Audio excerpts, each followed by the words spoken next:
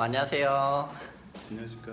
네, 오늘 그 네. 2년 전. 네, 2년 전 저하고 이제 밴드에서 네. 2년이 돼갖고 네네.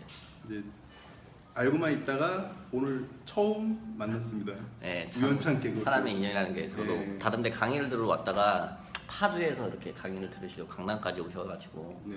대단하십니다.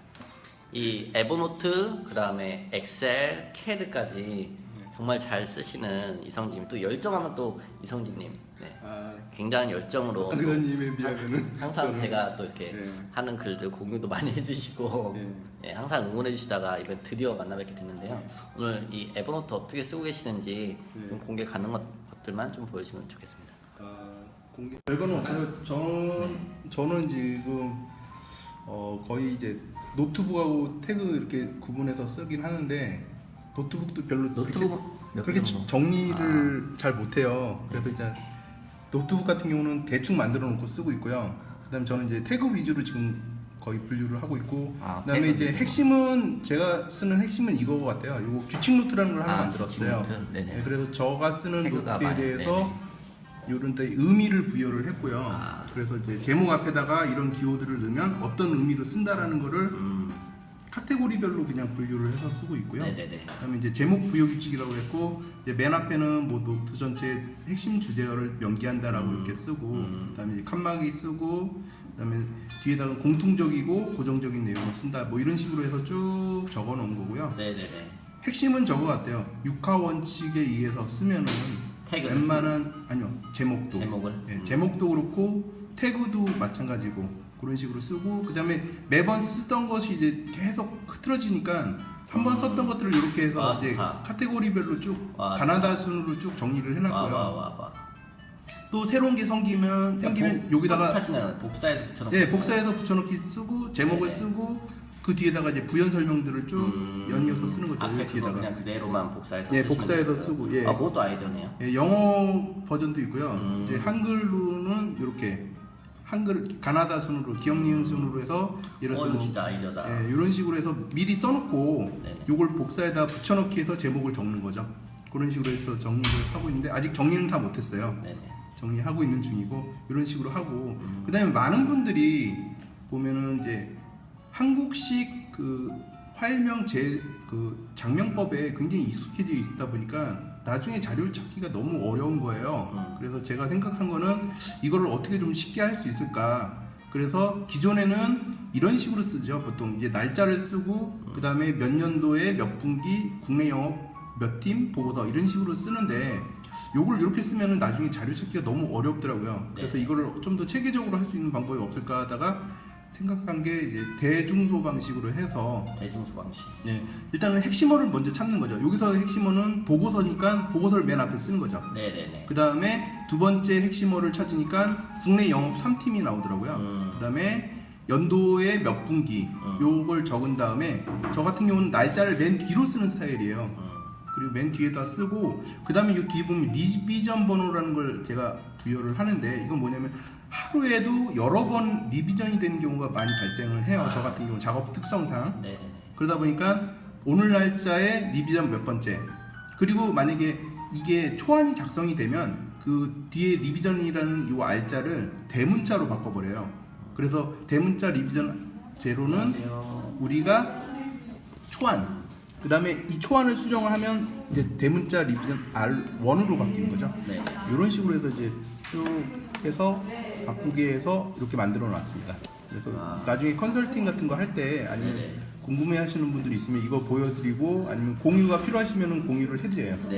그래서 여기 저는 이렇게 쓰고 있는데 혹시 그분들은 또 다르게 쓸 수도 있으니까 이걸 참고로 해서 이렇게 쓰시면 됩니다라고 이제 제가 해서 이렇게 해드리고 있습니다. 필요하신 분들은 공유 요청하시면 됩니다. 저는 무한 공유. 그 에버노트는 이성진님이 생각하실 때 에버노트는 땡땡땡이다. 네, 저는 이제 에버노트는 어떻게 보면은 굉장히 많은데요. 그 중에서 제일 이제 흔하게 쓰는 게 이제 저는 이제 뉴런의 구름다리다라는 말을 쓰는데요.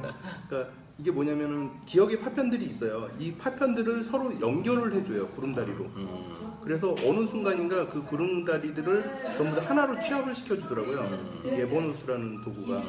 그래서 굉장히 어떤 생각 도구로서는 굉장히 좋은 툴이기도 하고요. 그래서 이 에버노트뿐만 아니라 다른 툴하고 이렇게 같이 연동을 해서 쓰면은 굉장히 편하게 사용할 수 있을 것 같아요. 그래서 영업을 하시는 분들이나 아니면 어떤 자료를 가지고 어떤 그 수익을 내셔야 되는 분들은 에버노트를 꼭 필수로 써야 된다고 생각을 해요. 그래서 이런 것들을 많이 이제 알려드리는 분들이 있는데 이제 보통 이제 전도사님이라고 그래갖고 이제 보통 이제 많이 활동들을 하시는 분들이 계신데 그 중에서 이제 제가 생각하기에는 박 강사님께서 이제 가장 뛰어나시다라고 생각을 하고 있습니다. 왕기초 전문입니다. 왕기초. 네. 네. 이렇게 복잡하게 쓰는 거 저도 못해요.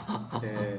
저도 간단하게 쓰려고 했는데 하다 보니까 이렇게 쓰게 됐고요. 짱입니다. 네. 그 다음에 뭐였어요? 많은 분들이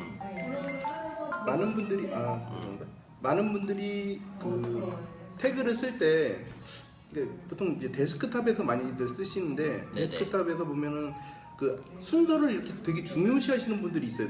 마치 폴더처럼. 근데 사실 태그라는 거는 굳이 순서가 필요가 없어요. 근데 꼭 카테고리별로 분류를 해서 보고 싶어 하시는 분들이 있더라고요.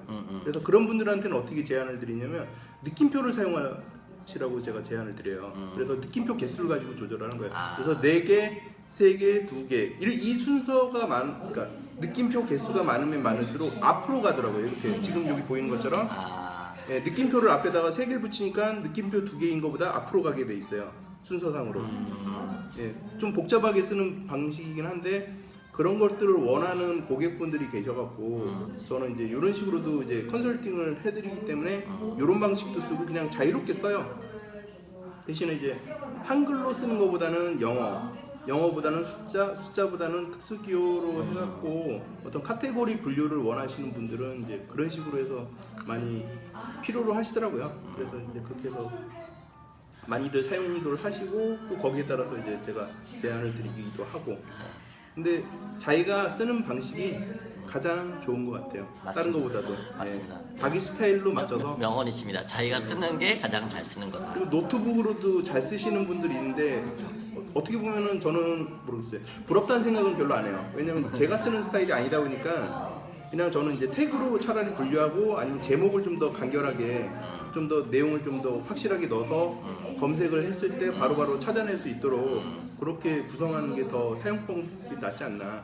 왜냐면 정리를 위한 시간을 또 투자를 해야 되잖아요. 네네. 그러다 보면 일이 아닌 또 일이 또 계속 발생하기 때문에 어떻게 보면 스마트 워크 기법에서는 위배되는 상황이 발생을 하더라고요. 그래서 차라리 심플하게 그냥 자기가 정리할 수 있는 대로 최대한 단순하게 이렇게 사용하는 게 가장 편리하게 쓸 수 있고 단순하게 쓸 수 있는 것 같아요.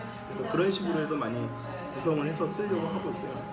지금도 많이 뒤엎고 있어요. 뭐 노트북 방식으로 썼다가 또 태그 방식으로 썼다가 뭐 이걸 뒤집고 있는데 그러니까 그렇게 해서 뒤집다 보니까는 너무 지저분해졌어요. 근데 지저분한 상태로 그냥 놓고 써요. 이게 편해요. 저는 쓰다 보니까 제가 찾을 수 있는 건 다 알아서 찾아지더라고요. 그리고 아시다시피 그 엑셀이나 파워포인트 이 안에 있는 텍스트까지도 검색이 되니까 너무 편한 거예요. 그리고 제일 좋은 거는 그림에 있는 글씨도 검색이 가능하다는 거. 그리고 제가 그래서 그런 기본적인 개념이 꼭 필요하신 분들을 위해서 제가 그 인터넷상에다가 그 파워포인트 공유를 해놨어요. 그래서 이제 기초라고 해서 해놨는데 제가 오늘 좀 잠깐 소개시켜 드릴게요. 잠깐 시간 내서. 그래서 그래서 에버노트 입문편이라고 해서 기초편을 하기 전에 미리 이제 준비를 해놓은 건데요. 이제 이렇게 해서 에버노트가 뭔지 알고 싶은 사람, 또 에버노트는 어떤 구조인지 알고 싶어하는 사람, 또 에버노트는 왜 쓰는지, 또 무엇 하고 쓰는지 알고 그 다음에 가입을 하고 설치를 하고 그 다음에 이제 기초편을 들으면 확실하게 기본이 잡힌 상태에서 교육을 받기 때문에 확실하게 교육을 가능할 수 있다는 거죠. 그래서 이런 식으로 해서